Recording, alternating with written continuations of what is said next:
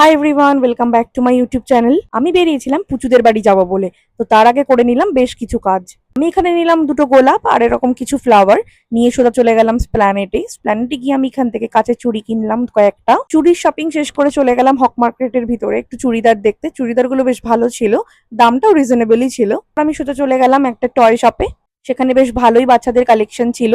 তো আমি ওর জন্য একটা টকিং টম কিনে বেরিয়ে পড়লাম ওদের বাড়ি যাওয়ার উদ্দেশ্যে। ওয়েদার কিন্তু সেদিনকে ছিল খুবই ভালো, বেশ রোদ্দুর উঠেছিল, কিন্তু কলকাতায় এত হিউমিডিটি যে গরম একেবারেই কমছে না। আর এই তো ভিউ দেখতে দেখতে পৌঁছে গেলাম ওদের বাড়ির দিকে। ওই যে ওর বাবাকে দেখতেই পাচ্ছ, ওর বাবা দাঁড়িয়ে ছিল আমাদেরকে নিয়ে যাবে বলে। বেচারা ঘুমোচ্ছিল, ওকে ঘুম থেকে টেনে টুনে তুলে দেওয়া হয়েছিল। অনেকদিন পর এইসব চেনা মুখগুলোকে দেখে প্রচন্ড এক্সাইটেড হয়ে যায়, আর সবার কোলে গিয়ে এত আনন্দ করছিল, দেখতেও খুব ভালো লাগছিল। এ হচ্ছে বিকাশ, প্রিয়াংশ, আর এটা হচ্ছে আমাদের বৌদি মানে পুচুর মা। এই সানগ্লাসটাও আমি ওর জন্য নিয়ে গেছিলাম কিনে, দেখো কত কিউট লাগছে দেখতে ওকে। অনেকদিন পর ওর সাথে দেখা হয়ে এরকম মজা আনন্দ করতে করতে বেশ সময়টা ভালোই কাটছিল। বাড়ি চলে আসার পরে আমি ওকে খুবই মিস করছি।